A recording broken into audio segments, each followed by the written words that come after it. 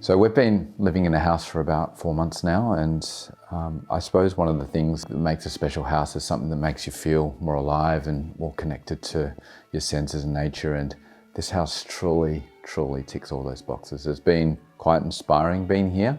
We haven't been here a year yet, but we look forward to seeing how the seasons evolve, and as Julian, the previous owner, alluded to, just the sense of how the sun plays into the house and activates it. I think one of the key things that, as an architect, that struck me about this house is just the mastery of Robin Boyd. And as I've lived in it, I've just noticed incidental things during the day, which has really made me take a second look. Things that I would never notice coming through for an inspection or on an open day, but hopefully I can share some of those.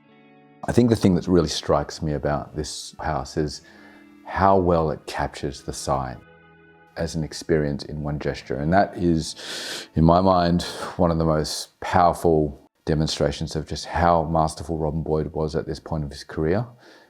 There's a certain maturity, a confidence, and there's certainly almost a humility. There's no need to layerize, it's really just capturing the essence.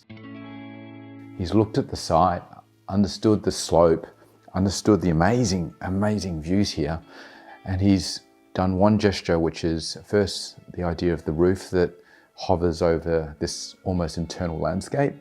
And then he's actually created these platforms, and rather than go up to a building and then extend it out flat, it's almost as if you're walking through the landscape. And I know there's a lot of buildings that have done that, but I think the way he's actually curated the site into a series of little moments, so the outdoor rooms, the indoor rooms kind of melding and fusing, and he's also managed to capture the sense of intimacy. And I know he talked about this in some of his books, but the idea that you have a connected space, almost like a landscape, and within that space you have zones that feel personal, intimate, and have these little moments nested inside them.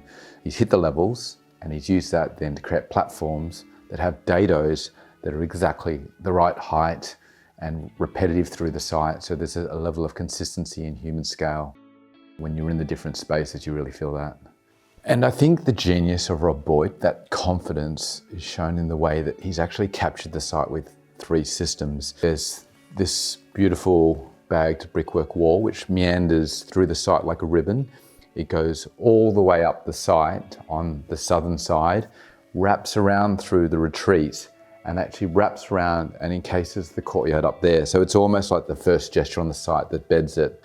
And then he's actually come in with another element, this beautiful painted Oregon clad wall, which comes in from the outside. It's almost a lightweight, delicate gossamer coming through, which at times almost opens up and breathes through the simple Stegbar windows, and then connects through and then wraps around and almost intertwines with the brick wall that you can see in the courtyard beyond. And then within that, to create the intimacy, he's then nested all these stained wall elements within the space that create the dados, that also create the platforms, and they create these little pockets of space inside the building that almost cascade down through the main space.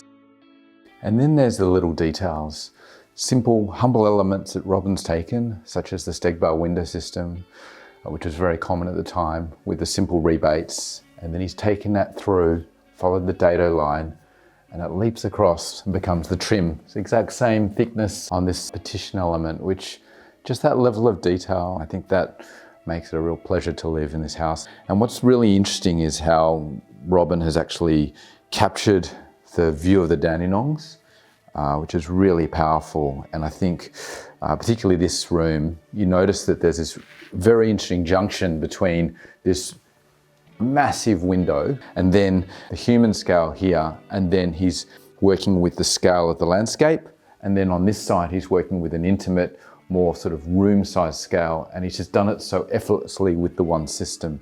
And I find that quite inspiring. And one of the things that is also interesting, given that Robin Boyd knew a lot about Japanese architecture, is the way he's framed and borrowed landscapes in this house. And one of the things that you'd notice is that, and I think I was musing about at the time when we moved in, is I wonder why he put the terrace at a lower level. Maybe it was because it was practical. Maybe it's because obviously that's the height that he was setting for the garage below, but wouldn't he have extended something out? And then it dawned on me that as you step back from this view, he's actually dropped out the foreground. So he's actually doing it as a framing device to create almost to flatten the image.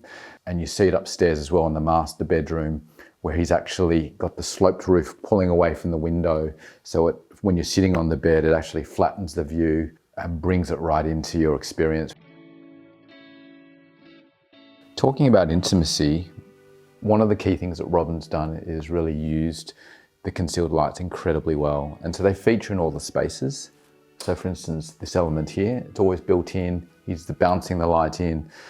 And what you notice in the evenings particularly is that when you light the landscape and you light the space outside and then you light this, it creates all these intimate zones within a space. So suddenly you've got 4 more different spaces inside the living room.